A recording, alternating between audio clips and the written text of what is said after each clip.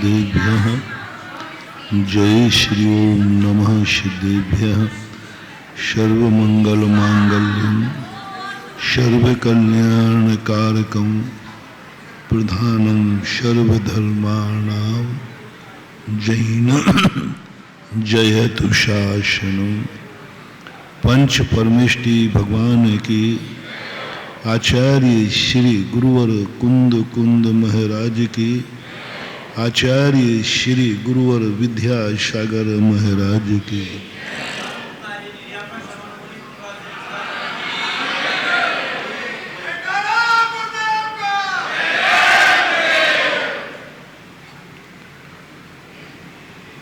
कल अपने प्रवचन के उपसंहार में अपन एक बात समझ रहे थे कि हमें अपनी जिंदगी में ये कभी नहीं सोचना जो आज तक नहीं हुआ अब नहीं हो पाएगा, अब क्या होगा। चाहे अच्छा कार्य हो चाहे बुरा कार्य हो, हमें ये सोच के सचना है जो आज तक नहीं हुआ वो जल्दी होने वाला है।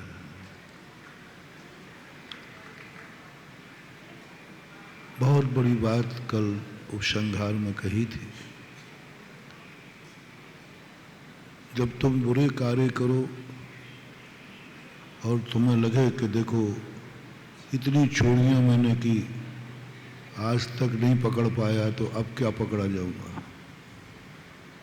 नहीं, हर चोर को एक बात ध्यान रखना है कि अभी तक तो नहीं पकड़ा गया, अब जल्दी पकड़ा जाने वाला।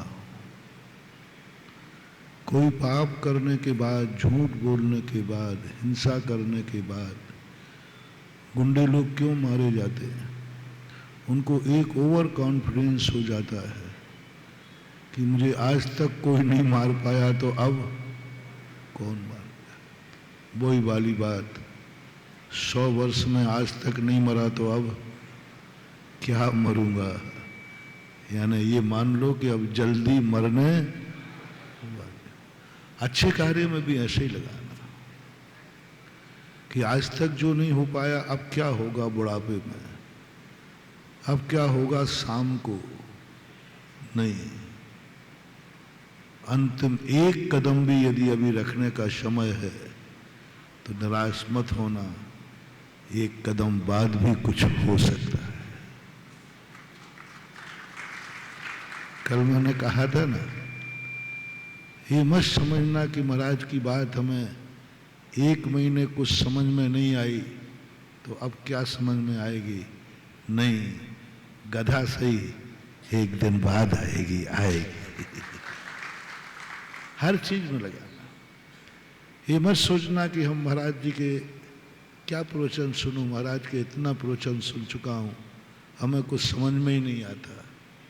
थको मत, हारो मत, आएगा। यदि ऐसा महसूस हुआ है कि इतने दिन प्रवचन सुनने के बाद समझ में नहीं आया तो लो एक मंत्र ले लो। यदि ऐसा भाव तुम्हें आया है इतने दिन से मुझे आज तक कुछ समझ में नहीं आया, ये भाव तुम्हें आया है तो आगे ये टाइटल मत लगाना अब क्या समझ में आएगा। तुम्हारा यही टाइटल था ना, जब आज तक नहीं समझ पाए तो अब ये नहीं लगाना। क्या लगाना? हमारा सूत्र लो, आज तक मुझे समझ में नहीं आया, ऐसा भाव आवे तुरंत निर्णय करना जल्दी समझ में आने वाला है। हताश मत हो, हताश मत हो। एक कार्य करते समय मैंने पूरी ताकत लगा दी, अभी तक ये कार्य नहीं हुआ, आगे मत लगाना अब क्या होगा। अभी तक नहीं हुआ तो अब क्या, ये शब्द मत लगाना। इतना तो विचार आने देना, इतने दिन हो गए आज तक मेरा कार्य नहीं हुआ, पीछे से मेरा बाग, एक बाग तुम्हारा एक बाग हमारा, काम फतेह है। एक बाग तुम्हारा, तुम्हारा बाग क्या है?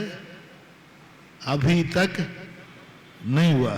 दूसरा बाग तुम अपना खुद का मत लगाना। अब क्या होगा, ये तुम्हारा वाक्य है। और गुरु का वाक्य क्या है, अभी तक नहीं हुआ, गुरु कहते हैं अब जल्दी होने वाला है।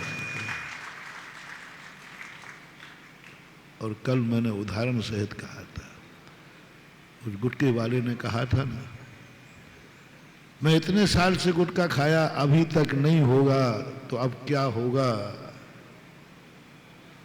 तो मैंने कहा था कि अभी तक नहीं हुआ इसका अर्थ है अब जल्दी होने वाला। पर उसने ये वाक्य नहीं लगाया, उसने दोनों वाक्य अपने रखे, अभी तक नहीं हुआ तो अब क्या होगा। 2 महीने बाद जो हुआ सबके सामने था। मैं तुम्हारे निर्णय से असहमत नहीं हूं, तुम बहुत मेहनत कर रहे हो, तुम बहुत परिश्रम कर रहे हो। हर विद्यार्थी पढ़ने में पूरी ताकत लगाता है, हर व्यापारी व्यापार में पूरी ताकत लगाता है, इसमें मैं नो डाउट, कोई संदेह नहीं है। लेकिन बस आगे तुम गुरु का वाक्य याद रखो कि जब अभी तक नहीं हुआ तो अब होगा जरूर, अच्छा हो या बुरा हो। हताश नहीं, एक दिन समझ में नहीं आया, कल आएगा। बोलो, गधा सही, लेकिन उसको समझ में आ गया कि नहीं, अपन गधा से हमें भी ले लेना, चिंता। प्रवचन में ध्यान रखना भाई, एक पैटर्न है, कोई भी चीज जब मैं तुम्हारे पे कहूं तो ये समझना मैं भी तुम्हारे में शामिल हूं। अब तो ठीक है ना, मैं भी तुम्हारे में शामिल हूं। मैं अपने आप को, मैं तो मीटिंग का एक, इतना ही मान लो, मैं मीटिंग का अध्यक्ष हूं।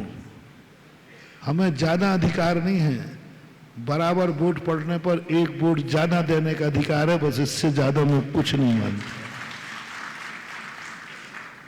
बताते हैं कि एक अध्यक्ष को 2 वोट देने का, बराबर पड़ने पर 1 वोट, वो बस वो मुझे मान लो। मैं कभी अपने प्रवचन में मैं कभी अपने आप को अलग नहीं करता।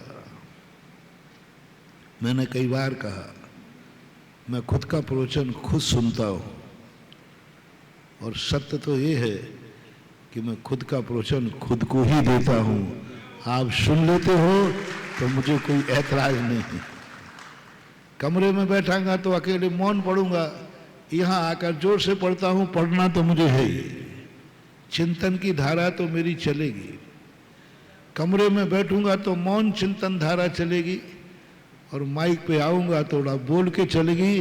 पर मौन और बोलने का अंतर है, प्रवचन तो 24 घंटे चलता रहता है।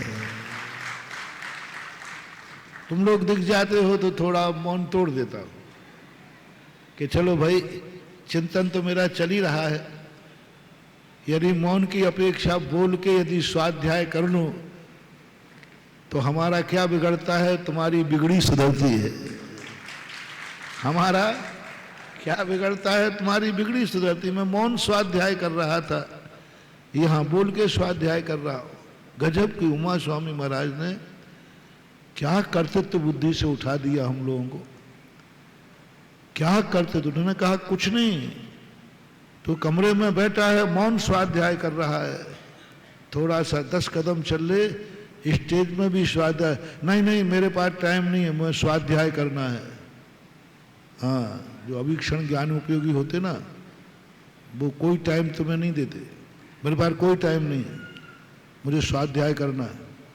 तो उमा स्वामी महाराज कहते, स्वाध्याय तो करना ही है, बस कमरे न बैठ करके, ऊपर कमरे में न बैठकर शांति सागर सभागृह में बैठ जाना। तो फिर वहां ये लोग तो बैठे हैं, बोले वो तुझे डिस्टर्ब नहीं करेंगे, बिल्कुल मौन बैठेंगे।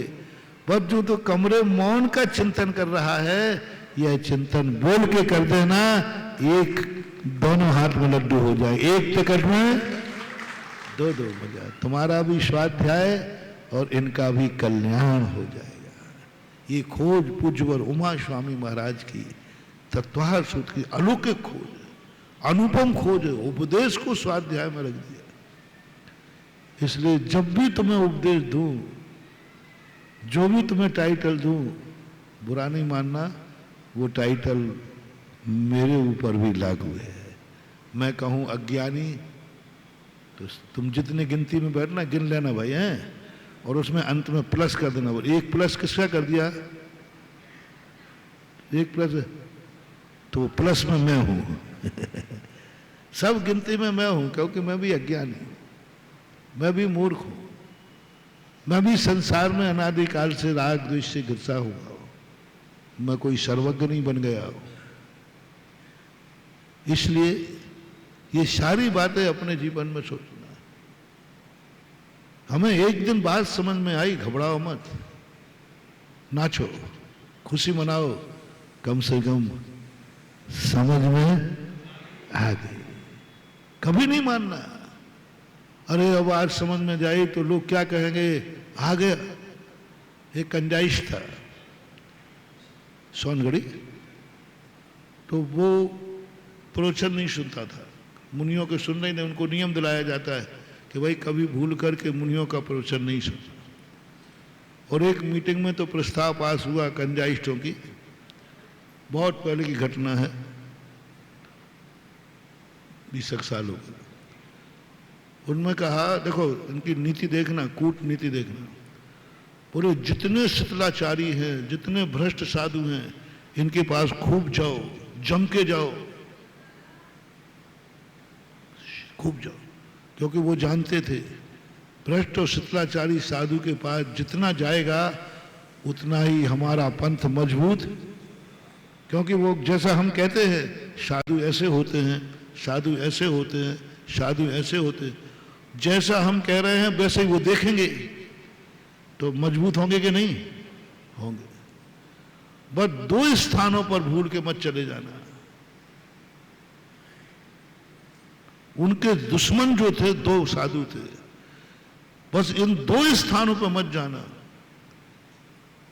एक तो आचार्य गुरुदेव विद्यासागर महाराज के पास मत जाना, क्योंकि उनको देखोगे, उनका मिशन था, बस अपने भक्तों को वहां नहीं जाने देना, क्योंकि उनको देखते ही कहेंगे, पंडित जी तो ये कह रहे थे, यहां तो साक्षात चौथा काल बरस रहा है। पंडित जी तो कह रहे थे पंचम काल में मुनि नहीं होते, परिग्रह होता है, ये होता है, और यहां तो साक्षात कुंद कुंद की मूर्ति बैठी है। अपना गढ़ टूट जाएगा, भ्रष्टों से नहीं टूटेगा, शितलाचारियों से नहीं टूटेगा, इनके बाद तो खूब जाओ,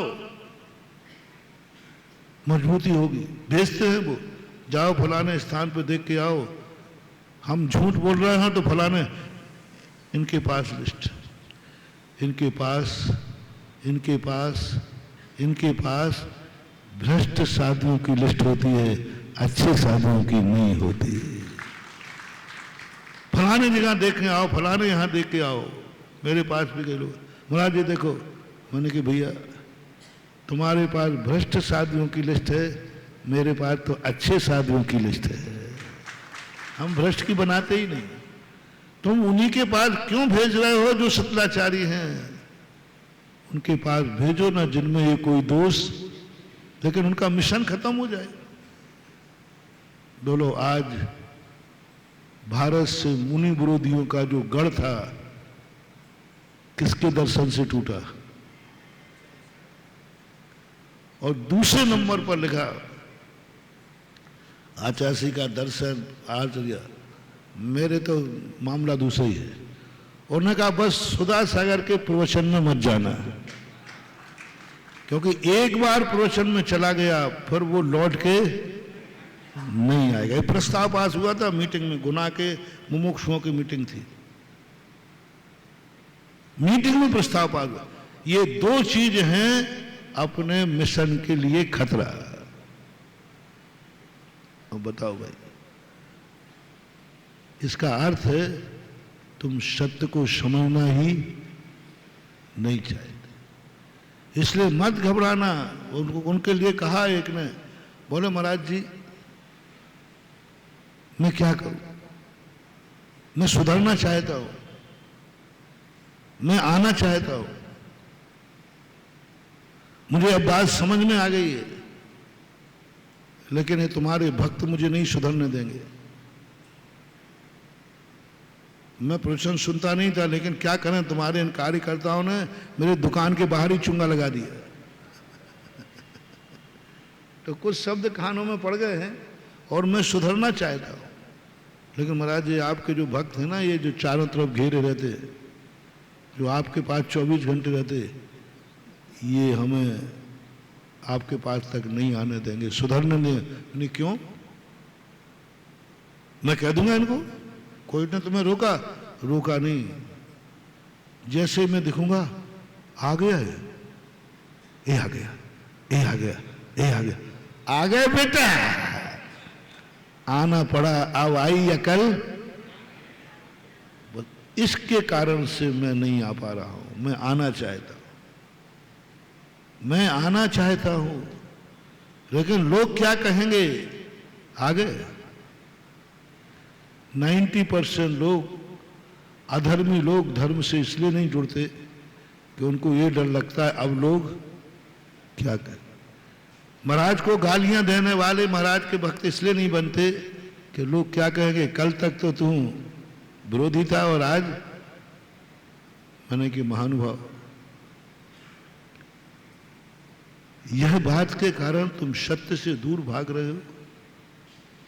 एक दिन कहेंगे, 2 दिन कहेंगे, तीसरे दिन वो तुम्हें अपनी पार्टी का मान लेंगे। तीसरे दिन कहेंगे नहीं नहीं ये तो आता है, ये तो मैं कई दिनों से देख रहा हूं। आखिर जो भी आया है वो कभी ना कभी नया तो था ही।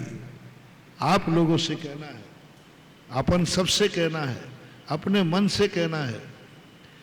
एक दिन बाद यदि समझ में आई, अभी तक समझ में नहीं आया, गुरु समझाते रहे समझाते रहे।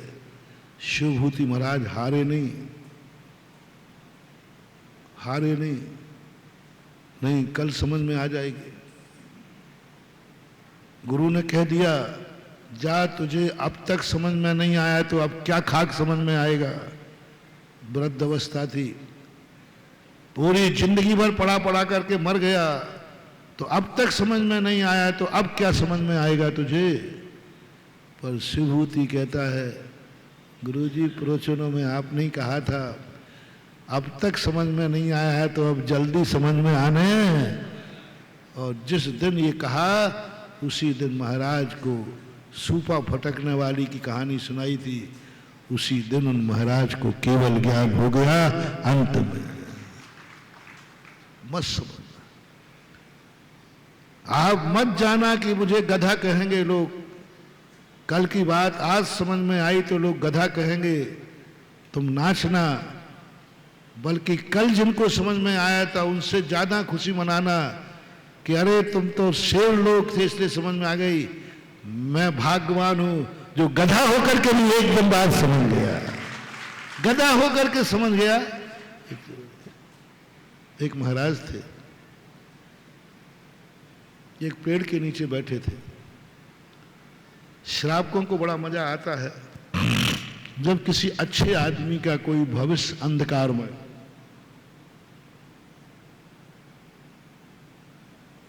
बहुत खुशी होती थी।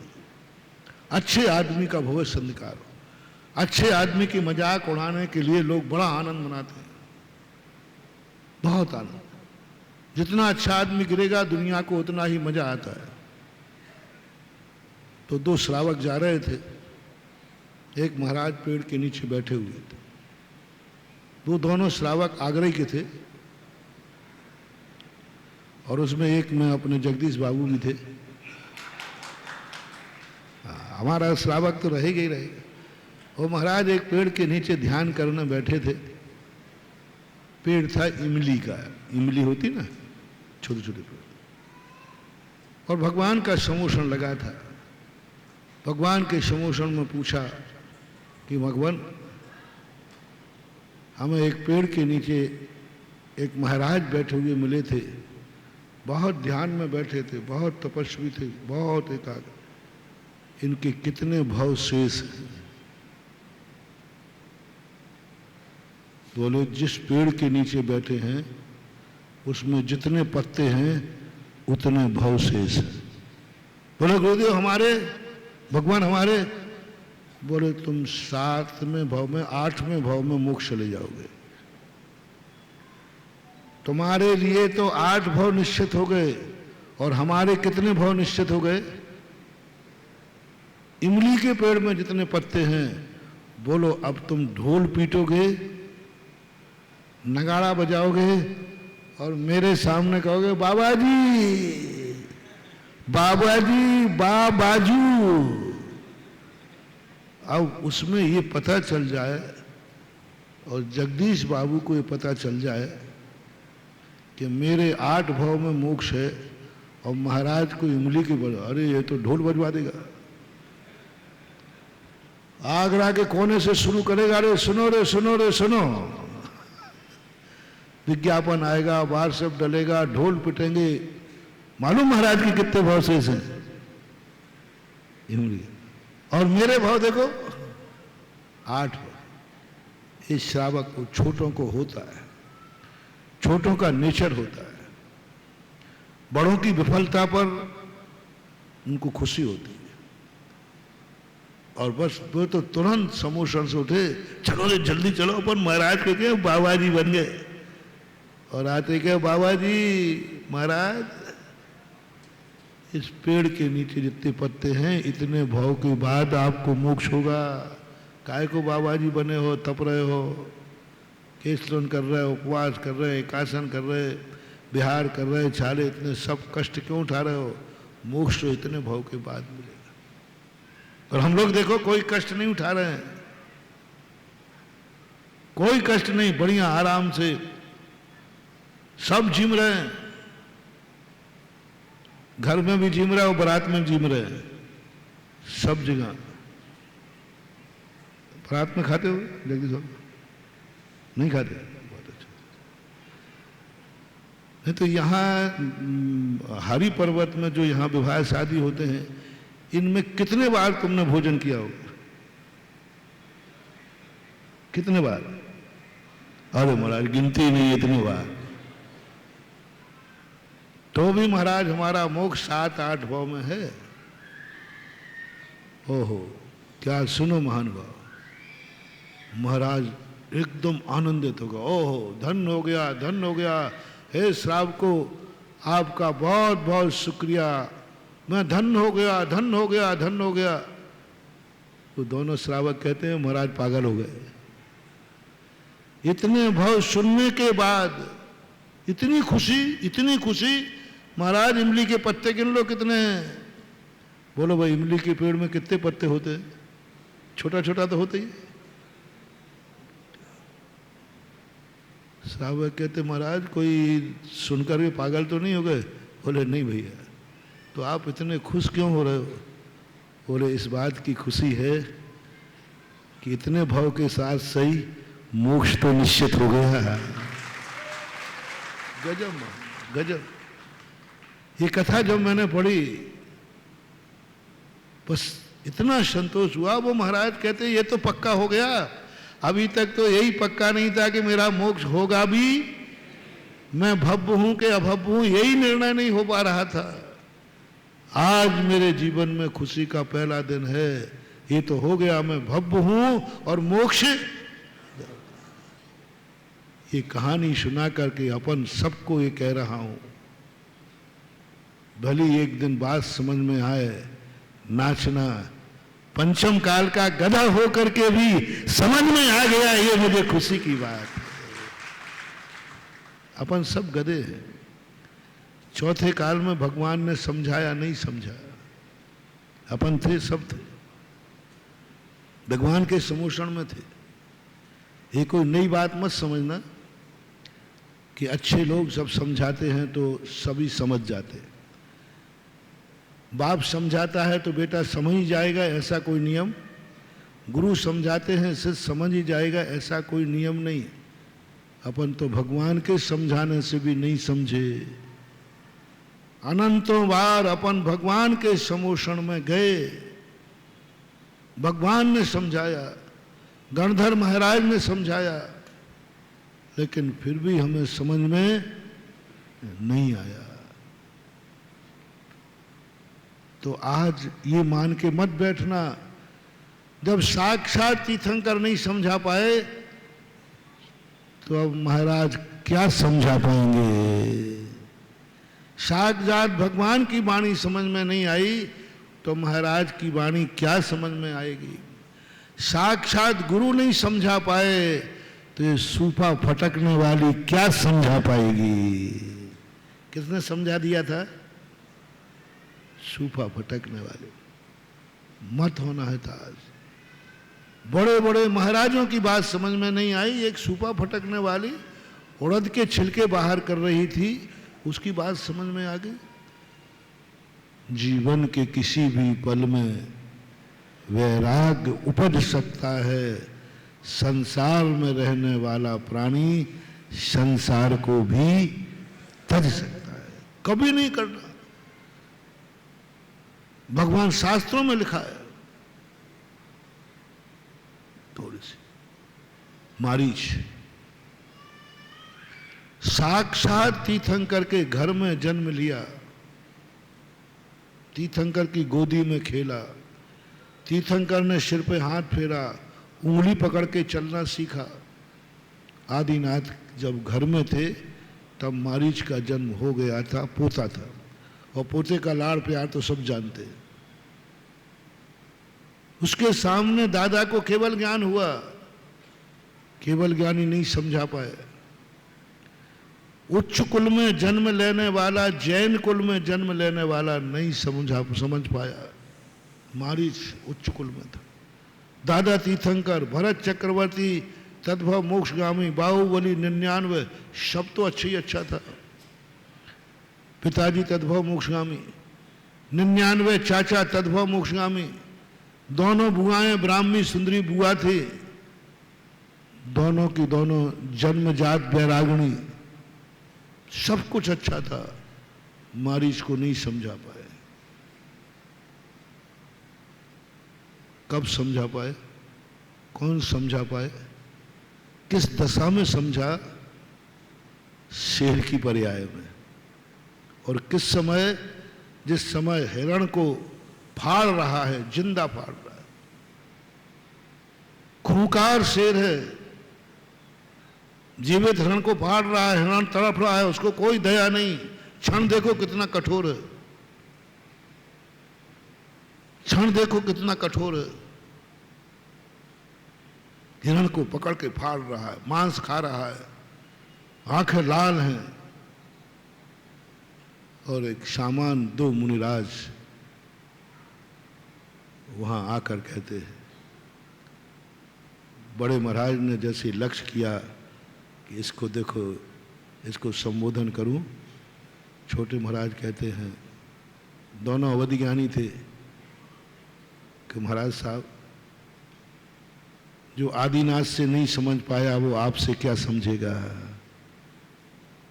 जो आदिनाथ में कुल में रहने वाला नहीं समझ पाया, इस समय क्या समझेगा। इस समय वो क्रूर है, शेर है, मांसाहारी है। और इस समय देखो उसका क्रोध देखो कितना है, इस समय वो क्या समझेगा। बड़े महाराज कहते हैं, नहीं, कभी कभी लोग बड़े बड़े लोगों से नहीं समझ पाते हैं, और एक छोटे से हवन को पुरुषार्थ नहीं चूकना है। समझा के देख लेते, अपना क्या बिगड़ता है। महाराज वो नहीं समझेगा, देखो तो मांस खा रहा है वो। ऐसी दशा में आप संबोधन करने जा रहे हैं। जो अभी तक नहीं सुधरा अब क्या सुधरेगा। तो बड़े महाराज ने यही कहा कि देखो अभी तक नहीं सुधरा, शायद अब जल्दी सुधर जाए। और पहुंच गए। कहा, हो भाभी तीर्थंकर, मुझे इतने प्यार से बुलाने वाला कौन? हो भाभी तीर्थंकर। सारे जो संबोधन दिया, मुंह में मांस है, मुंह में, हाथों में मांस है, हिरण फड़ा हुआ पड़ा हुआ है, और शेर के हाथ जुड़ गए। जो लाल आंखें थीं उनसे आंसू की धारा बह निकली। जो आंसू तीर्थंकर के उपदेश से नहीं निकल पाए, वो आंसू एक सामान्य मुनिराज के उपदेश से निकल गए, जिनका अभी मोक्ष जाना निश्चित नहीं है, अभी भाव निश्चित नहीं है। उसी भाव में महाराज मोक्ष जाए, कोई नियम नहीं, चाहे भली चारण रिद्धिधारी क्यों ना हो, उसी भाव में मोक्ष होना कोई नियामक। और छोटे महाराज देखकर दंग रह गए, बोले महाराज वो तो रो रहा है, वो तो हाथ जोड़ रहा है। बोले यही तो मैंने कहा था, जो अभी तक नहीं सुधरा शायद। बोलो किस दशा में सुधरा? सम्यक मांसाहारी जानवर क्रूर शेर ने उसी समय मांसाहार का त्याग किया, 33 दिन की सल्लेखना ग्रहण की। बड़े बड़े मुनि महाराज नहीं ले पाते सल्लेखना, 33 दिन की सल्लेखना पूर्वक मरण करके वहां से उसका सुधार शुरू हुआ। इसलिए कभी ये मत सोचना कि आज तक मैं नहीं सुधरा तो अब क्या सुधरूंगा। आप लोगों से भी कहना है, कितना भी बिगड़ा हुआ व्यक्ति क्यों ना हो, कभी ये मत सोचना कि आज तक नहीं सुधरा तो अब क्या सुधरेगा। ये सोचना आज तक नहीं सुधरा, अब जल्दी सुधरने वाला है। और आप लोगों को भी, यदि गधा बन करके तुम्हारे, यदि मारीच की पर्याय में सुधर जाता ना मारीच का जीव, उसकी प्रशंसा नहीं होती। तीर्थंकर के सारे कुल के लोग सुधर गए, उनकी कोई ज्यादा चर्चा नहीं है शास्त्र, क्योंकि उनमें क्या बुराई है, क्या वो तो सुधरेंगे। जब तीर्थंकर पिताजी हैं, दादाजी हैं, पिताजी तत्वा मोक्ष सब है, तो सुधरने में कोई बड़ी बात थोड़ी है। सब तरफ से सुधरने के साधन है, कौन सी बड़ी बात है, कोई आश्चर्य नहीं है। लेकिन आश्चर्य तो जब हुआ कि चारों तरफ सुधरने का माहौल है और पट्टा बिगड़ गया, उसकी चर्चा बाजार में हो गई। और सुधरने की चर्चा हुई कि इतना क्रूर सा वो है और वो सुधर गया, इस पर्याय में सुधर गया, तुम्हारी प्रशंसा होगी। गधा होके समझ गया, कौन समझ गया? गधा होके समझ गया। अरे एक दिन बाद आई, लेकिन गधा होकर के समझ गया। सारे जगत में तुम्हारी जय जयकार होगी। गधा समझ गया, गधा समझ गया। भले तो बोले एक दिन बाद समझा, अरे समझा भली समझा, लेकिन गधा समझ गया। शास्त्रों से प्रमाण दे रहा हूं, अपन गधों की प्रशंसा, साथ अपन गधों की प्रशंसा। अपन चौथे काल में नहीं समझे, तीर्थंकर की वाणी नहीं समझ में आई। उन्होंने भी कहा कि भाई मुनि बन जाओ, नहीं बने अपन। उन्होंने भी मोक्ष मार्ग दिखाया, नहीं समझ में आई। अब आज समझ में आ गई तो गधा तो कहलाओगे। लेकिन क्या जिनवाणी में प्रशंसा है, क्या जिनवाणी में प्रशंसा है गधों की, शेरों की नहीं, गधों की। कि पंचम काल में, चौथे काल में वही व्यक्ति करोड़ों साल में निर्जरा करेगा, उस परिणाम से पंचम काल का वही व्यक्ति 1 वर्ष में उस परिणाम से कर्मों की निर्जरा कर सकता है। पंचम काल परिणाम एक होना चाहिए। जो पुण्य का बंध हजारों वर्षों में करेगा व्यक्ति, पंचम काल का व्यक्ति उन्हीं भावों से वह क्रिया करेगा, 1 वर्ष में करेगा। चौथे काल में कोई गज मोती चढ़ाएगा तो वो पुण्य बंद करेगा। पंचम काल का एक गरीब श्रावक मक्के के दाने चढ़ाएगा तो चमत्कार होगा। गज मोतियों में चमत्कार नहीं, और मक्के के दानों में चमत्कार। गुजबर ज्ञान सागर महाराज ने बहुत अच्छी बात लिखी, बहुत बढ़िया, जो कभी कहीं आगम में देखने को नहीं। भव्य हूं कि अभव्य हूं, ये निर्णय कैसे करो? तो उन्होंने स्थूल रूप से कहा कि यदि पंचम काल में जिस समय कोई तीर्थंकर नहीं, केवल ज्ञानी नहीं, कोई विशेष उपदेश देने वाले नहीं, स्वयं के पास ज्ञान नहीं, उसके बावजूद भी कभी तुम्हें प्रतीति में आ जाए मार्ग सच्चा यही है, बहुत बड़ी बात है, ये भगवान सच्चा है, कोई बताने वाला नहीं है, कोई बताने वाला नहीं है। हम कुछ जानते नहीं है। आंखें कह रही हैं पत्थर है, मार्बल है। आंखें क्या कह रही हैं? मार्बल है ना। विज्ञान क्या कह रहा है? मार्बल। मकराना वाले को बुलाया, बोले तो मेरी खान का है। सब तरफ से पत्थर से धुआ के नहीं। और यदि तुम्हारे मन में ये श्रद्धा भाव जाग जाए, मुझे तो साक्षात शांतिनाथ दिख रहा है, बस। चौथे काल में साक्षात भगवान को देख करके भी, देखता नहीं है, देख भी ले तो भगवान को भगवान मान रहा है, कौन सी बड़ी बात है? भगवान को भगवान कहना कौन सी बड़ी बात है? कौन सा चमत्कार है? कौन सा अतिशय? कौन सा अतिशय? कोई चमत्कार नहीं, कोई अतिशय नहीं। भगवान है तो भगवान को भगवान कह रहा है, ये अतिशय में नहीं आता, ये सत्य में आता है। जब कभी सत्य का उद्घाटन होता है तो अतिशय में नहीं आता, क्योंकि वो सत्य है। अतिशय किसे कहते हैं?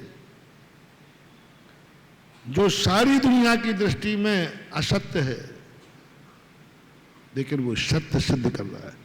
सारी दुनिया पाषाण कह रही है, आंखें पाषाण कह रही हैं, और अंदर आत्मा कह रही है ये भगवान है, वहां अतिशय प्रकट हो जाएगा, बस अतिशय चालू हो गया। चमत्कार प्रत्यक्ष में नहीं है।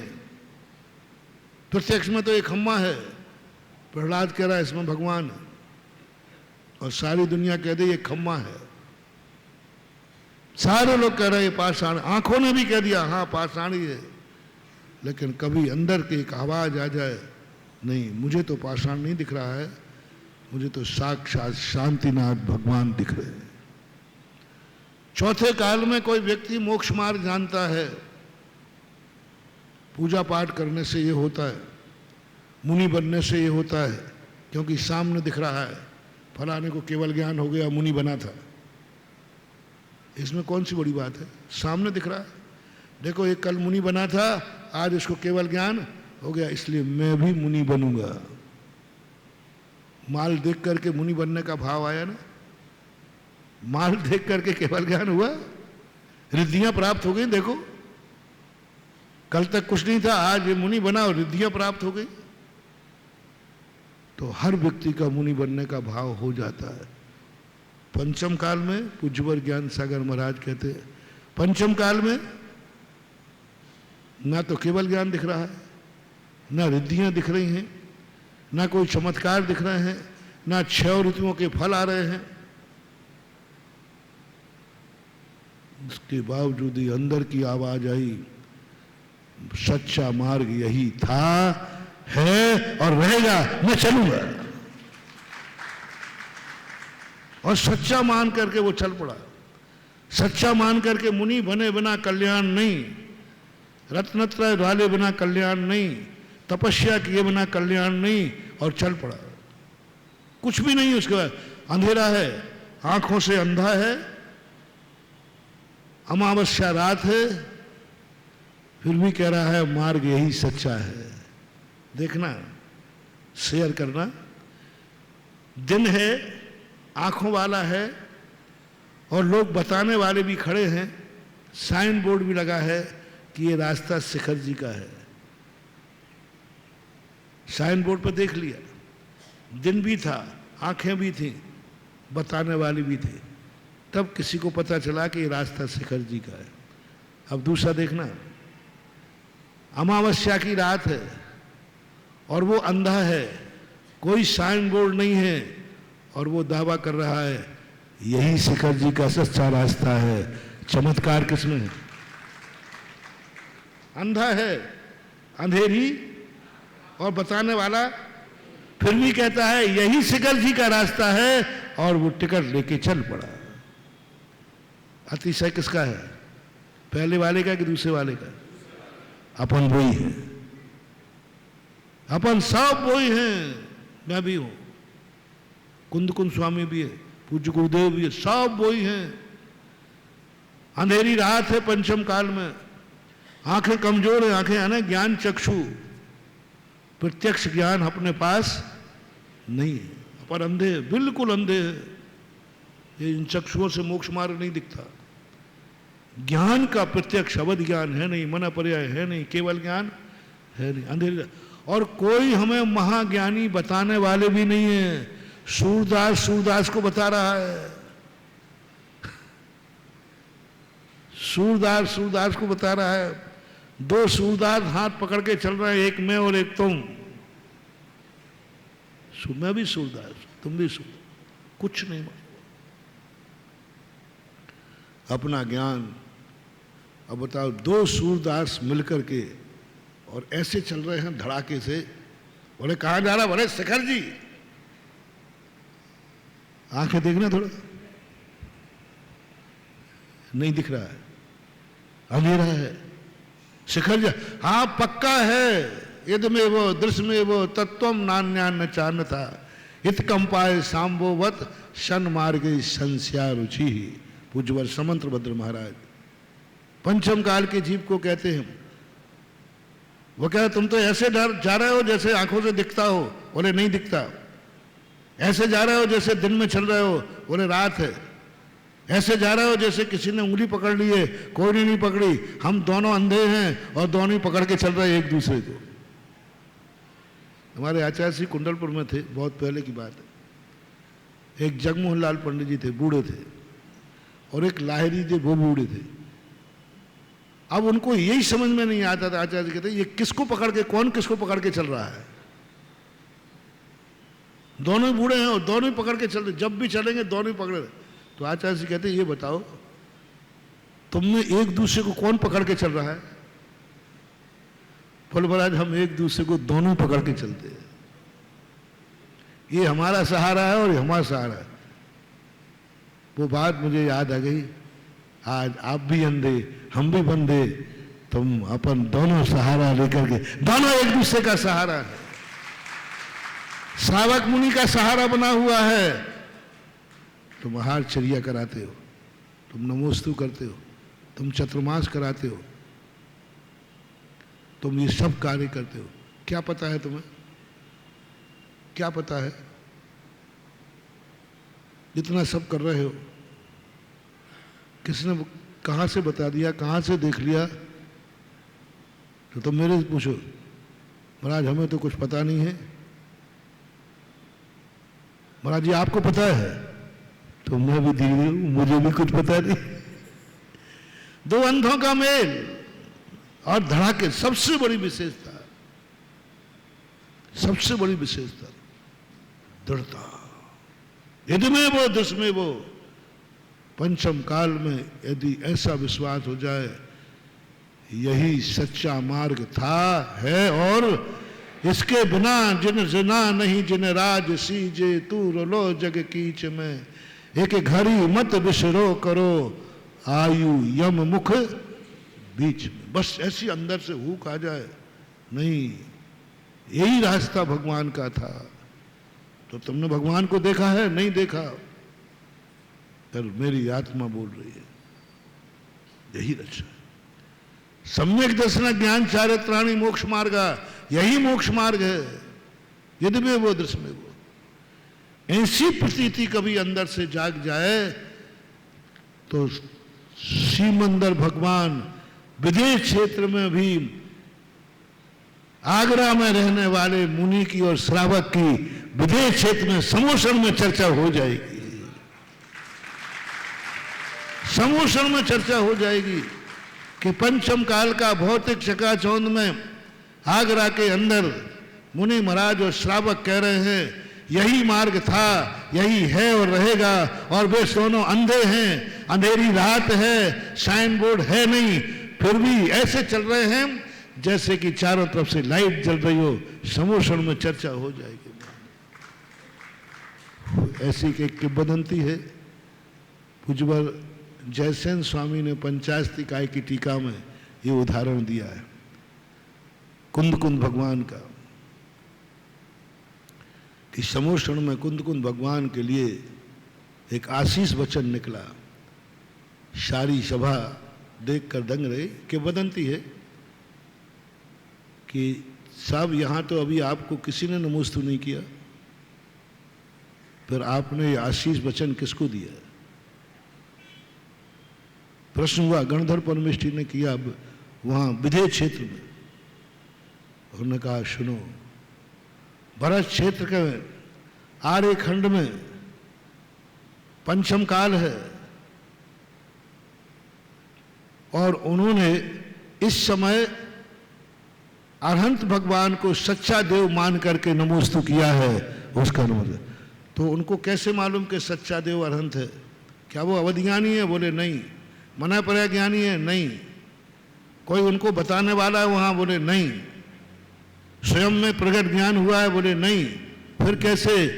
बोले यही तो अतिशय है पंचम काल का कि सम्यक दृष्टि का अतिशय कहलाता। मान हुआ अपन कम नहीं है, अपनी प्रसाद समोषण में होती है जब अपन धर्म करते हैं। पूज्यवर ज्ञान सागर महाराज की बात कह रहा था। वो कह रहा है कि पूज्यवर कहते हैं कि यदि कोई हाथ में पुंज लेकर अभिषेक का लोटा मंदिर की तरफ जा रहा है बिना लोभ के, किससे? बिना लोभ के, मजबूरी में नहीं, निश्चित समझना वह भव्य ही है, क्योंकि बिना लोभ के कोई मंदिर जा ही नहीं सकता। बिना मजबूरी के मंदिर जा ही नहीं सकता। तो एक गरीब मंदिर जा रहा था,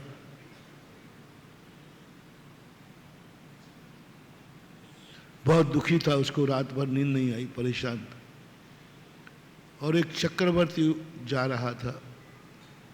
सारे देवता जब चक्रवर्ती मंदिर जाता था ना, तो सारे देवता पंक्तिबद्ध उसको देखने खड़े होते थे, पुष्पवृष्टि करते थे।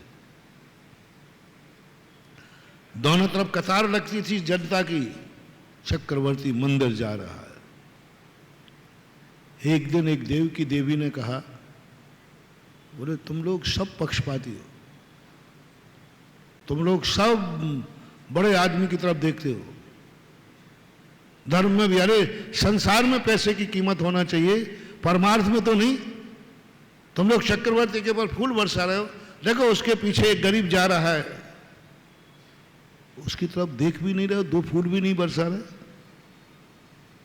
देव कहता है, देवी गरीब से पूछो क्यों जा रहा है? आफत का मारा है, और आफत का मारा हुआ व्यक्ति ये तो भगवान के पास जा रहा है। इस दुनिया में ऐसे लोग हैं जो अटके पे गधे को भी बाप कह देते हैं। और चक्रवर्ती से पूछो क्यों जा रहा है मंदिर, क्या कमी है उसके पास? पूछो चक्रवर्ती से। जीवन में कभी कुछ भी नहीं होना, धन संपत्ति खत्म नहीं होना, कोई कष्ट नहीं आना, फिर मंदिर क्यों जा रहा है चक्रवर्ती? तुम्हें कौन सी परेशानी? चक्रवर्ती से पूछना। आप तकलीफ में हैं क्या? बोले नहीं। आपको कुछ चाहिए क्या? बोले संसार में जितनी चीजें हैं वे सब मेरे पास है। फिर क्यों जा रहे हो मंदिर? बोले यह सच्चा देव है और मैं सच्चा श्रावक हूं, तो मैं तो भगवान के दर्शन करने जा रहा हूं। भगवान के दर्शन। पंचम काल में भगवान का दर्शन करने बहुत कम लोग आते हैं। गुरु का दर्शन करने बहुत कम लोग आते हैं। भगवान का अभिषेक बहुत कम लोग करते हैं। भगवान की माला बहुत कम लोग करते हैं। सब कोई ना कोई स्वार्थ के पीछे करते, कुछ ना कुछ छुपा है। मैं उसके लिए मना नहीं कर रहा हूं, वो तो करते हो करना, और तुम जिसके लिए करते हो वो काम होगा भी, चिंता नहीं करना। तुम कष्ट मिटाने के लिए मंदिर आते हो, शांति धारा करते हो, आशीर्वाद लेते हो, वो मिटेगा, पक्का है, इसमें कोई नो डाउट, कोई भी विकल्प नहीं, वो होगा। करते रहो, करते रहो, करना ही चाहिए। मेरा भाव तो ये है कि मंदिर में आने पर तुम्हारे ही कष्ट दूर ना हो, तुम मंदिर आओ और देवता तुम्हारे ऊपर पुष्प वृष्टि करें, ये चमत्कार चाहता हूं। मैं तुम्हें ये नहीं कह रहा हूं, मैं इसका विरोधी नहीं हूं। मैं तो सदा कहता हूं जैनी से, कष्ट आए तो मंदिर आओ, गुरुओं के पास आओ, अभिषेक करो, शांति धारा करो, माला फेरो। यहां नहीं आएंगे तो कहां जाएंगे? फिर यहां नहीं आएंगे तो कहां जाएंगे? नहीं, उसके लिए कोई मनाही नहीं। और होते भी हैं, हुए हैं, हो रहे हैं। भगवान की भक्ति से कष्ट दूर हुए हैं, हो रहे हैं और होंगे, इसमें कोई भी संदेह नहीं करना। बस मैं जो क्वालिटी आज चाह रहा हूं, जिस क्वालिटी की चर्चा कर रहा हूं, वो जो तुम्हारे सब होगा, बस मैं एक चाहता हूं कि तुम मंदिर जाओ और तुम भगवान को नमस्कार करो और तुम्हें देवता नमस्कार करें। तुम भगवान को नमस्कार कर रहे हो और देवता आपको नमस्कार करे। तुम अर्घ लेकर के जा रहे हो मंदिर में और देवता तुम्हारे ऊपर पुष्प वृष्टि कर रहे हैं। जय हो, धन्य है श्रावक, धन्य है श्रावक। तुम आहार दान देते हो, बहुत पुण्यबंद होता है। भंडार भरते देते हो, तुम आहार दान खूब जम के दे रहे हो। हम ले लेकर के परेशान हैं, देने वाले इतने हैं। वो तो कमेटी चौकों की व्यवस्था नहीं कर पा रही है, नहीं तो 50 चौके लग जाए। गलत तो नहीं कह रहा हूं। लिस्ट रखी है, लिस्ट हमें आज बता रहे थे महाराज जी, इतनी लिस्ट रखी, 8 दिन हुए महाराज का आहार हुआ, खाली करो। और वो मेरे पास पहुंच जाते, महाराज जी या तो आप जल्दी आओ, नहीं तो इनको मना करो। सीधा मेरे पास एक कहते खाली करने का, और सीधे वे दौड़ कर मेरे पास, महाराज जी देखो 8 दिन हो गए, कमेटी ने खाली करने। मैंने कही किराए का एग्रीमेंट कितने दिन का था? बोले था तो 8 दिन की। तो फिर मैंने कहा जब 8 दिन का था तो खाली करो ना। नहीं, आप जल्दी कर दो तो हम चले जाएंगे। मैंने कहा भाई ये शर्त तो मंजूर। परेशान है लोग, इसमें कोई संदेह नहीं। रुचि है, श्रद्धा है, आस्था है, और मुझे इसका कोई डर नहीं है। जब तक एक भी जैनी जिंदा है, एक भी सम्यक दृष्टि है, तब तक दिगंबर जैन साधु कभी भूखा रह नहीं सकता। लेकिन मेरी भावना एक दूसरी है। तुम इधर आहार दे रहे हो, उधर देवताओं में चर्चा चल रही है। देवता आहार देखने आ जाएं, धन्य है श्रावक और धन्य है महाराज, ये दशा धन्य है। बस तुम महाराज को आहार दे रहे हो और वो तुम्हें हाथ जोड़ रहे हैं, धन्य है दाता। पंचम काल में मुनि महाराज और श्रावक दोनों जब आहार लेते हैं महानुभाव, उस समय देवता नमस्कार करते हैं दोनों को। उस समय वो दशा में चाहता हूं। मेरे आहार होते हैं, बहुत भीड़ है देखने वालों की। मैं कभी कभी भीड़ में देखता हूं कोई देवता किस दिन आएगा देखने के लिए। बस मेरा एक ही बात है, तुम्हारा देने का हार देखकर कोई देवता आ जाए और देवता भी देखने लग जाए, वाह मजा आ जाएगा। देवता आते हैं देखने, आते हैं। किसका हार देखने आते हैं? देवता भगवान की पूजा करने जब तुम जाते हो, बस एक बात मान करके, तुम आहार किस लिए दे रहे हो, बस इस भाव से देना। वो दिन कब आएगा जब मैं भी ऐसे ही आहार लूंगा।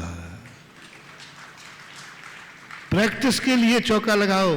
बोले भाई आहार क्यों दे रहे हो?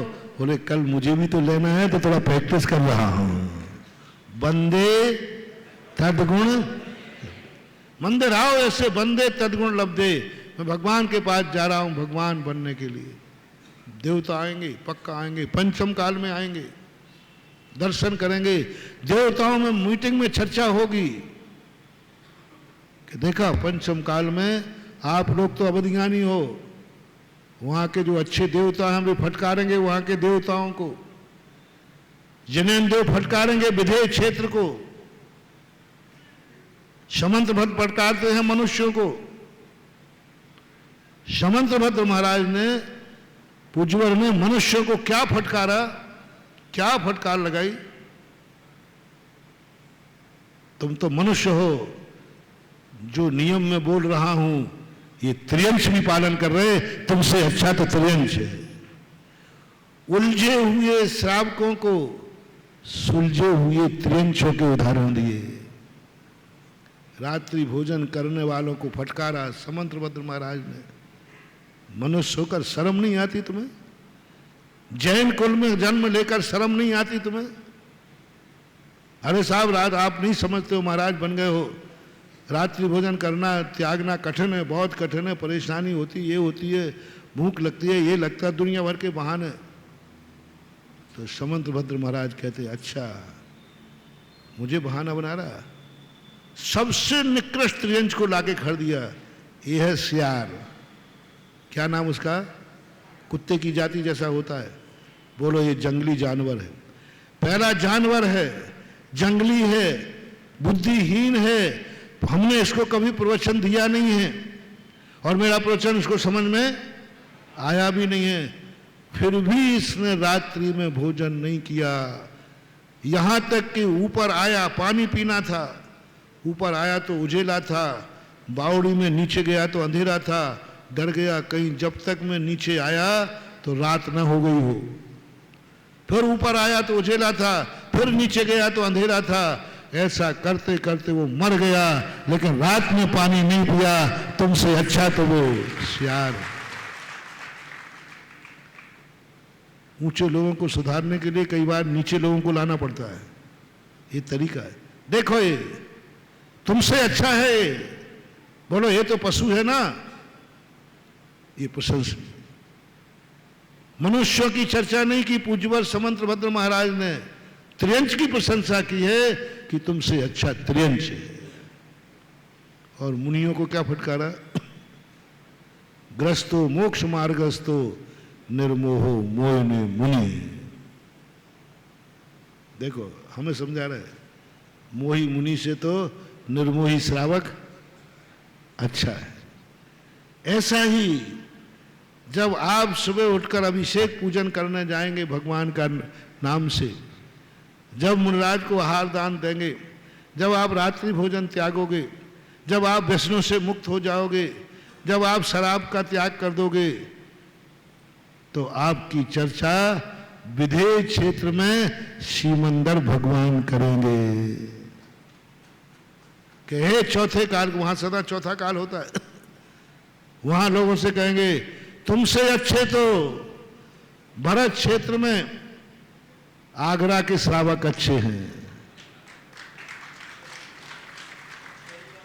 भली पागल खाने में रहते हैं लेकिन रात में नहीं। पंचम काल के हीन संगनन में होकर रात में नहीं खा रहे हैं। देखो उदाहरण दिया जाता है, तुम्हारा विजय क्षेत्र में सीमंदर भगवान अपनी वाणी में कहेंगे, तुम्हारा रेफरेंस देंगे वहां के बिगड़े हुए श्रावकों को। तुम्हारे सामने तो मैं साक्षात भगवान बैठा हूं, अवधि ज्ञानी है, प्रत्यक्ष ज्ञानी है, तो तुम नहीं छोड़ पा रहे। जाके देखो पंचम काल में वहां के जीव रात्रि में पानी भी नहीं पीते, ऐसे हैं, बिना भगवान के अभिषेक के पानी नहीं पीते, ऐसे श्रावक हैं। मुनियों को आहार दान दे करके भोजन करते हैं, ऐसे श्रावक हैं। तुम्हारी विधेय क्षेत्र में सीमंदर भगवान के समोषण में तुम्हारी चर्चा हो, ये मेरा भाव है। अब मैं अपनी खुद की भी कर लूं थोड़ी सी, मेरी भी, मेरे गुरुदेव की भी। जब वहां के चौथे काल में भी शीतलाचारी साधु होते, वहां के साधु जब सर्दी गर्मी सर्दी सहन नहीं कर पाएंगे, वहां के साधु जब रस परित्याग आदि नहीं कर पाएंगे, तपस्या नहीं कर पाएंगे, तो सीमंदर वाले स्वामी कहेंगे तू वज्र सम नाराज संगनधारी होकर, मैं तेरा भगवान गुरु होकर के तू आज इस चर्या को पालन नहीं कर पा रहा है। देख पंचम काल में जाकर हीन संगन है, भौतिक चकाचौंध है, भगवान वहां है नहीं, बुद्धि है नहीं, उसके बावजूद भी निर्दोष मुनिचर्या का पालन कर रहे हैं। विदेश क्षेत्र में चर्चा है।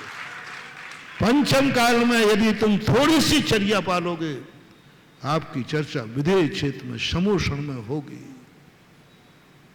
चौथे काल वाले की नहीं होगी, चौथे काल वाले की नहीं होगी। मनुष्य रात्रि भोजन त्याग दे तो उसकी चर्चा नहीं लिखी, पशु ने त्याग दिया तो उसकी चर्चा होगी, पशु की होगी। जितने उदाहरण दिए आप पूज्यवर ने, तो बताओ, अहिंसा में उदाहरण दे दिया चंडाल का, सारे जैनी मर गए थे क्या? अरे चंडाल का 1/14 का त्याग कर दिया, सोच के जय जयकार। अरे जैनी ने तो वो भी मच्छर ही नहीं मारा, उनका नाम नहीं लिया। क्यों? चंडाल का नाम क्यों? एक दिन का त्याग किया, मैं 14 को हिंसा नहीं करूंगा। और आप लोगों के जिंदगी भर का नियम है, तो नाम क्यों नहीं लिखा गया आपका? क्योंकि आप जैनी हैं, आपको हिंसा के संस्कार नहीं है, आपके माँ बाप ने संस्कार नहीं दिए, आपके सामने गुरु बैठे हैं, आपके सामने साधु हैं, आपके घर में साधु जाते हैं, आपकी सब अनुकूलताएं हैं, महाराज भी पीछे हैं, माँ बाप भी पीछे हैं। चांडाल, उसके पास ना तो गुरु हैं, ना उसके माँ बाप अहिंसक हैं, ना उसकी जाति अहिंसक है, और आजीविका का साधन ही क्या है? वही है, हिंसा करेगा, फांसी लगाएगा, वही सब कुछ है। उसके बावजूद भी वो कहता है नहीं, मैं 14 को हिंसा नहीं करूंगा। एक जैनी ने जिंदगी भर हिंसा नहीं की, उसका प्रशंसा एक तरफ रखो, और एक चांडाल ने एक दिन हिंसा नहीं की, तो चांडाल ज्यादा प्रशंसनीय है, क्योंकि वह प्रतिकूल वातावरण में है, उसकी चर्चा जिनवाणी में है। इसलिए मैं कह रहा हूं, चौथे काल में कोई मुनि बनेगा, वहां हजारों मुनि है विदेश क्षेत्र में, हजारों मुनि महाराज बैठे थे, रिद्धिधारी बैठे थे, गंधर्व परमिष्ठी बैठे थे, पूरी सभा मुनियों की खचाखच भरी थी, उनमें किसी की प्रशंसा नहीं हुई। वो प्रशंसा हुई तो पंचम काल के हीन संगनधारी कुंद कुंद महाराज की हुई। क्यों? क्यों वहां की क्यों नहीं हुई? बोले इसमें क्या अतिशय है, तो मुझे देखकर मुनि बन गया, क्योंकि मुनि बनने के बाद मुझे केवल ज्ञान हो गया। ऐसे ही पंचम काल के मुनियों की चर्चा स्वर्गों में होती है, पंचम काल के मुनियों की चर्चा विधेय क्षेत्र में श्रीमंदर भगवान के मुख से होती है। मत समझो अपने आप को गधा, गधा बन के समझ में आएगी तो भगवान के समोषण में चर्चा होगी, और ज्ञानी बन करके समझ में आएगी तो कोई चर्चा नहीं करेगा। क्या फर्क पड़ता है? बाप भी ज्ञानी था, बेटा ज्ञानी हो गया तो कौन सी बड़ी बात है? बाप भी ज्ञानी था तो बेटा ज्ञानी हो गया, कौन सी बड़ी बात है? लेकिन बाप मूर्ख था और बेटा ज्ञानी हो गया, सारे जगत में प्रशंसा हो जाएगी। बाप शराबी था और बेटा छान के पानी पीता है, सारे जगत में चर्चा हो जाएगी। बाप पापी था और बेटा धर्मात्मा है, सारे जगत में चर्चा हो जाएगी। बाप नरकगामी था और बेटा मोक्ष गया, सारे जगत में चर्चा हो जाएगी। कितने लोग मुनि महाराज मोक्ष गए रावण के समय, किसी की चर्चा नहीं है, लेकिन रावण के बेटे की चर्चा है। रावण के सुत आदि कुमार मुक्ति गए रहवा तटसार। अरे और भी तो गए, बोले इसमें कौन सी बड़ी बात थी? इनके बाप मोक्ष गए, बेटा मोक्ष चला गया, अतिशय क्या है?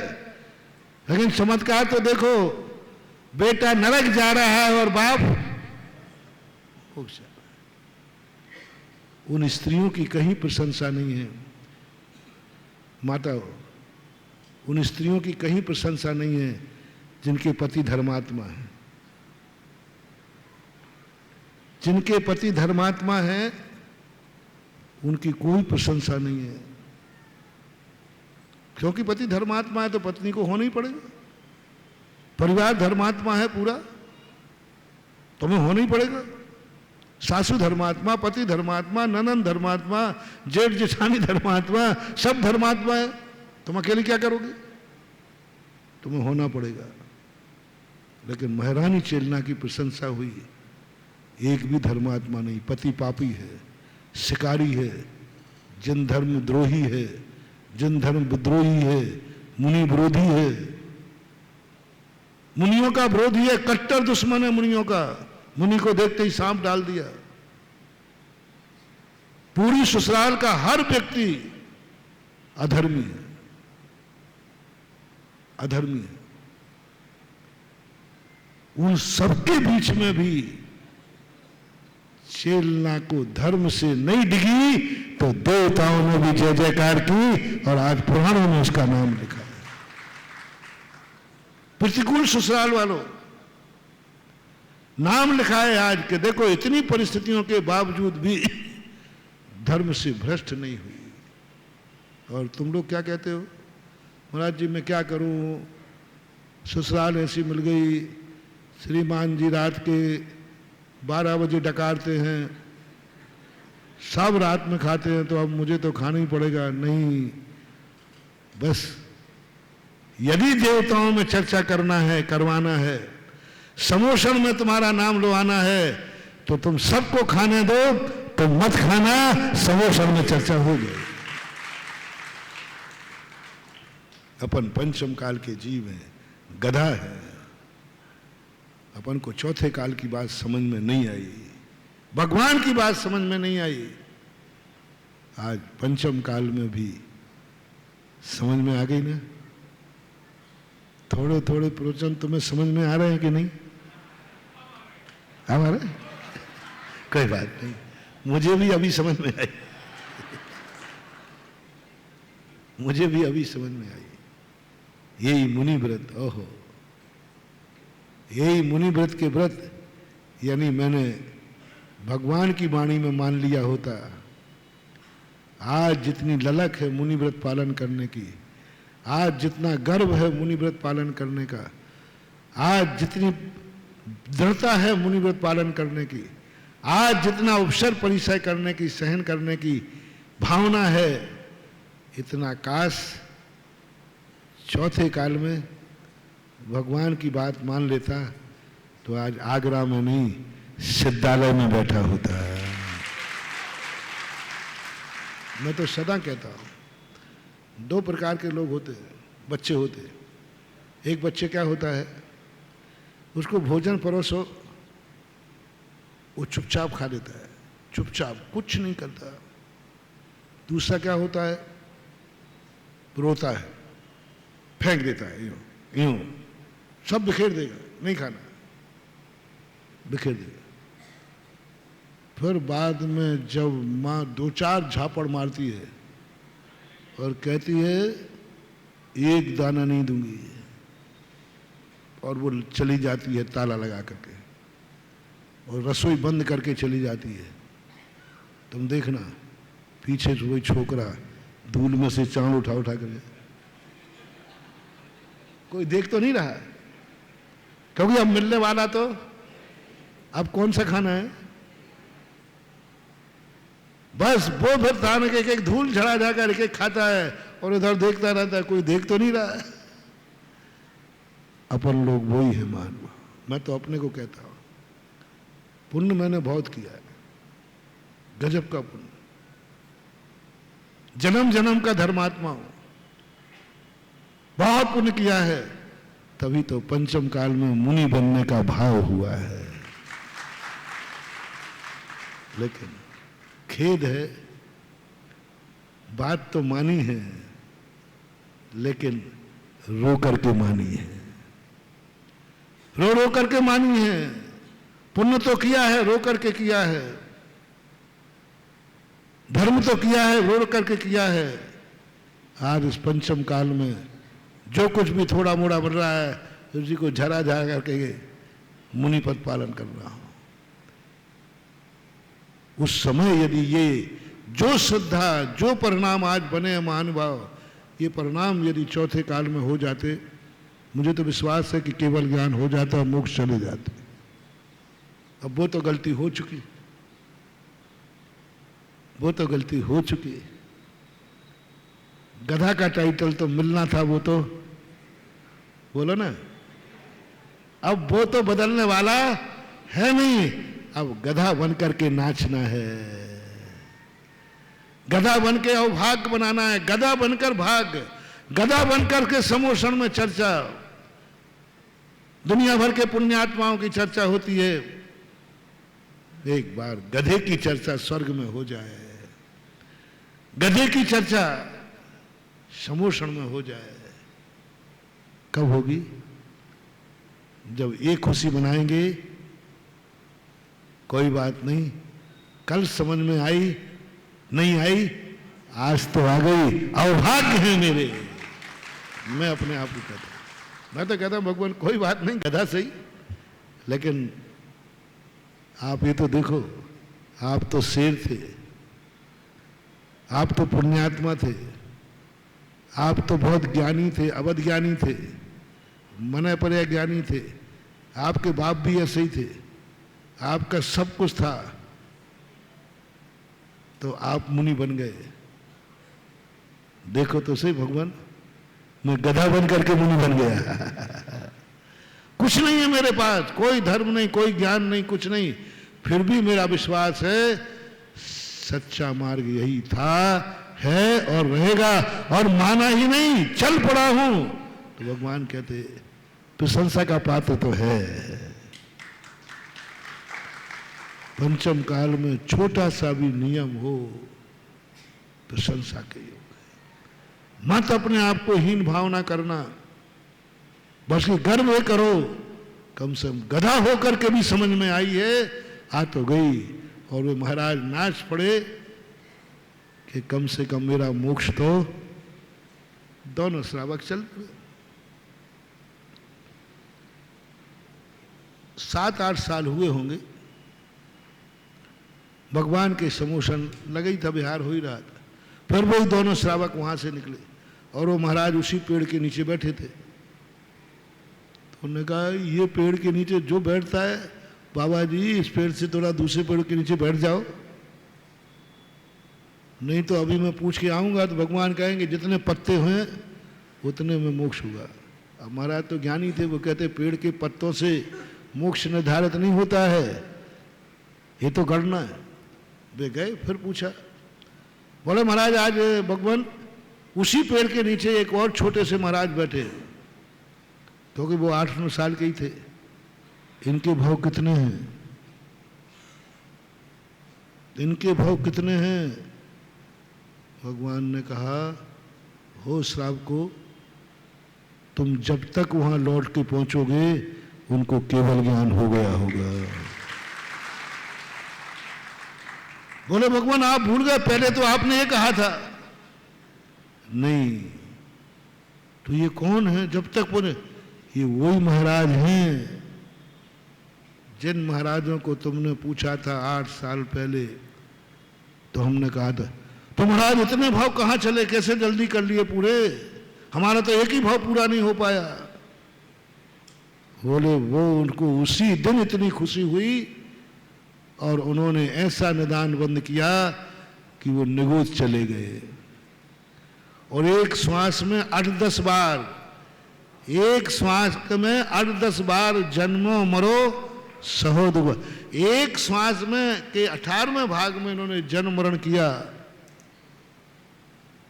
तो कितनी देर में पूरे हो जाएंगे इमली के पत्ते? एक श्वास में 18 बार जन्म मरण, तो 1 मिनट में कितनी श्वासें हैं? फिर 1 घंटे में, फिर 1 दिन भर में, फिर 1 महीने भर में पूरे हो गए। तो वे निगोद में जाकर पूरे भाव पूरे करके आए हैं। आज उनका अंतिम भाव है, लौट के गए। जगदीश बाबू, तुम्हारा एक भाव पूरा नहीं हो पाया अभी। हाँ, खाते रहो हरि पर्वत की पंगत, खाते रहो। एक भाव पूरा नहीं कर पाए और महाराज पूरे भाव पूरे हो गए। जो आज तक नहीं हुआ, बोलो ना, जो अभी तक नहीं हुआ, जो अनेक भवों में नहीं हुआ, अब हो सकता है। कल अपन यही प्रश्न से हर चीज में लगाना, हर चीज में मत। तो आज तक ये नहीं सुधरा, हताश मत होना, अब सुधर सकता है। अंजन चोर को सबने डांट लिया था, एक सुधर ही नहीं सकता पापी, सवाल ही नहीं। उनके परिवार ने कह दिया, राजा ने कह दिया, वो सुधर ही नहीं सकता। बस एक ही उपाय है कि पकड़ा जाए तो इसे फांसी पे चढ़ा दिया जाए। निर्णय हो चुका था, कोई उपाय नहीं है, इसको तो बस फांसी पे चढ़ाना ही एक उपाय है। राजा ने एक ही कह दिया, जिंदा या मरा कैसे भी लाओ, उसको जिंदा नहीं रहना है, क्योंकि वो कभी सुधरने का मौका उसे दो जिसमें सुधरने की गुंजाइश। लक्षण तो दिखे, सुधरेगा ही नहीं। और फरमान जारी हो गया, एक रात बाकी है, सुबह मौत में। रात का पापी और सुबह देखो, उसको भी पता नहीं था कि ऐसा होगा। एक नमोकार मंत्र सिद्ध करने वाले सेठ के पास पहुंच गया। बोले, क्या कर रहे सेठ जी? उसे मालूम नहीं था। उसने ले लिया पास, सारी कहानी तुम्हें मालूम है। उसने लिया, शिक्षा काट दिया, विद्या सिद्ध हो गई। उसने जिंदगी में कभी नहीं सोचा था कि मैं मुनि बनूंगा, कभी नहीं सोचा था। और गुरु ने भी नहीं कभी नहीं सोचा था ये इतना बड़ा पापी मेरे से पहले भगवान बन जाएगा। दीक्षा हुई भगवान। एक भूदेव और सहदेव की बात आती है, सुनाई देता हूं। है समय है 5 गजब के। मैं ये सब कहानियां पढ़ करके तुम लोगों जैसे पहाड़ से सिर इसलिए फोड़ता हूं, महाराज आप कुछ भी करो, हम सुधरने वाले। फिर भी मैं कहता हूं नहीं, अभी तक नहीं सुधरा है। सिर से पहाड़ फोड़ रहा हूं, आगरा पे नहीं। 40-45 साल हो गए सिर से पहाड़ फोड़ते फोड़ते। राजस्थान तो और बड़ा पहाड़ है, फोड़ता हूं, सिर से पहाड़ फोड़ता हूं। गलीमत है, अभी तक सिर नहीं फूटा, पहाड़ ही फोड़ा है। देख लो, सिर बहुत अच्छा है, सिर से पहाड़ फोड़ रहा हूं। ऐसे ऐसे स्थानों पर जहां धर्म का नाम नहीं। जब मैं सूरज चतुर्मास को जाने लगा, लोगों ने कहा, क्यों जा रहे हो आपको अपनी बेइज्जती कराने? वहां कोई भी व्यक्ति धर्म के लिए नहीं गया है,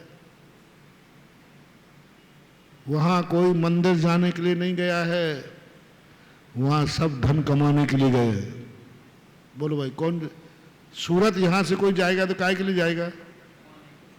धर्म तो यहां अच्छा है, कोई फायदा नहीं मिलेगा। वहां किसी को टाइम नहीं है, व्यस्त लाइफ है, वहां सब कमाऊ बेटे, सब कमाने वाले। कोई भी चले जाओ, वहां आपकी कोई नहीं सुनने वाला, ना तो चौके लगाने वाले मिलेंगे। 1-2 फिक्स कर देंगे, उसी में आप खाते रहना 4 महीने, और वो अपनी आदत नहीं है। कुछ भी करना आप, और कोई प्रवचन में सुनने आने वाला नहीं है, क्योंकि टाइम ही नहीं हुआ। धंधे पानी वाले लोग हैं, बेरोजगार थोड़ी है कि ठलुआ बैठे और आपके प्रवचन सुनने आ जाए। इसका अर्थ क्या व्यंग कर दिया मेरे ऊपर? यानी प्रवचन सुनने वो ही आते हैं जिनको मैं तिलमिला गया। बोला महाराज वहां सब लड़के कमाऊ हैं, सब पढ़े लिखे हैं, सब कमाते हैं दिन रात, वे प्रवचन सुनने नहीं आएंगे। तो मैंने कहा इसका अर्थ है कि प्रवचन वही आते जिनके बेरोजगार हैं, काम धंधा नहीं है, ठडुआ बूढ़े ठेड़े, और उनसे मुझे बहुत चिढ़ है। इसलिए यहां लिखा गया है कि बचा हुआ समय धर्म को मत देना। जो जो ठडुआ हो, जिनको काम धंधे ना हो, कृपया करके वो मेरे प्रवचन में ना आवे। हाँ, कोई काम धंधा नहीं है तो चले आए यहां पर। हमें वो भक्ति चाहिए जिनके 24 घंटे काम धंधे हैं, फिर भी वो प्रवचन सुनने आ रहे हैं। 24 घंटे काम धंधे हैं, फिर भी अभिषेक का लोटा लेके आ रहे हैं। चक्रवर्ती है, कोई प्रकार की कमी नहीं है, फिर भी अभिषेक का लोटा लेके आ रहे हैं। मेरा पर्पस क्या? बोले महाराज जी आप क्यों परेशान करना चाहते हो? आपकी यही तो गंदी आदत है। जो ठलुआ बैठे हैं, फ्री बैठे हैं, उनको बुलाओ, उनसे अभिषेक कराओ, तो कम से कम काम धंधे पे लगेंगे। हम लोग व्यस्त हैं, 24 घंटे कमाने वाले हैं, और आप उसी में से कहते हैं मेरी भाव यही तो है, मेरा यही भाव है कि तू इतना कमाऊ है, चक्रवर्ती है, धन दौलत से भरा पड़ा है, उसके बावजूद भी सुबह उठ करके अभिषेक का लोटे आ रहा है, तो देवताओं से पुष्प वृष्टि कराना चाहता हूं तेरे। देवता पुष्प वृष्टि करेंगे। ओहो, मैंने कहा कि पहले तो मैं मुड़ गया, वहां था मैं तारंगा, तो जैसे लोगों ने कहा महाराज व्यर्थ है जाने का, तो आचार्य जी ने 2-3 स्थान दे देते, तो मैं बागड़ की तरफ मुड़ गया। थोड़ी देर बाद कुछ विघ्न आए बागड़ में, कोई कारण आ गया था, पर मन ने कहा कि सुधरों को सुधारने से क्या मतलब निकलता है, बिगड़ों को सुधारो तो बात बनेगी। बोले आज हो जाए धन और धर्म का युद्ध, और एकदम मैंने सवेरे ईडर में था और पैंतरा बदल दिया और दौड़ लगाई, सूरत में जाके चतुर्मास जमा दिया। ऐसा ठाट से चतुर्मास हुआ है, सारे मंदिर हाउसफुल चल रहे हैं, जाके देख लो, आज 20 साल हो गए, हर मंदिर हाउसफुल चल रहा है। आज सूरत के व्यक्ति जो चतुर्मास से जुड़े, वो धर्म पहले करते हैं, दुकान बाद में खोलते हैं। तो हताश मत हो जो आज तक नहीं सुधरा है। बोलो ना, अपना वो रट लो। बार बार इसलिए कहता हूं कि रट लेना चाहिए, हताश नहीं होना है। आखिरी श्वास तक मन में बनाए रखो। भूदेव और भवदेव की बात समय आपका हो गया, कभी सुनाऊंगा। ये बात को अपने मन में भी सोच लेना, दूसरे के संबंध में भी सोचना, हताश नहीं होना, और बुरे कार्यों में भी यही ध्यान रखना। कभी बुरा कर्म करते समय ये नहीं सोचना आज तक कुछ नहीं हुआ तो अब, आज तक पाप का घड़ा नहीं फूटा, अब क्या फूटेगा। आज तक मैं चोरी में नहीं पकड़ा गया, अब क्या पकड़ा जाऊंगा। आज तक मुझे कैंसर नहीं हुआ, अब क्या होगा। वहां भी कौन सा सूत्र लागू करना है? अभी तक नहीं हुआ, लेकिन अब हो सकता है, अब हो सकता है। हर पापी के लिए है, हर जुआरी के लिए है। ये मत कहो आज तक मैं कभी जुआ में नहीं हारा, अब क्या हारूंगा। नोट करो गुरु मंत्र, हारने की इतनी बारी आएगी कि जिंदगी में जितना जीता है वो अब चली जाएगी। आज तक तो हारा नहीं, अब हारने वाले हो। आज तक तो तुम्हारे बुरे दिन आए नहीं, अब आने वाले हैं। इसलिए इस बात को अपने जीवन में मंत्र के रूप में उतार करके अच्छे और बुरे कार्यों में, अच्छे कार्य में लगा रहो। अभी आज नहीं हुआ कल होगा, कल नहीं परसों होगा, कोई बात नहीं। इस जन्म में न सही, नरकों में होगा, लेकिन होगा। हम जैसा साहसी तो देखो, तुम नहीं मान रहे हो, और मैं कह रहा हूं मेरी बात तो तुम्हें मानना पड़ेगी, पक्का है। तुम्हारे कम मानेंगे। हमने जीवन भर नियम ले लिया, नहीं मानोगे, मुझे अगले भाव में मानोगे, नरकों में मानोगे। इतनी संतोषी है, तब आगरा वालों को प्रवचन दे रहा हूं। इतनी संतोषी है कि अभी नहीं तो नरक में मानोगे, लेकिन मानना तो, क्योंकि इसके बिना कोई रास्ता था नहीं, है नहीं और होगा नहीं। महावीर भगवान की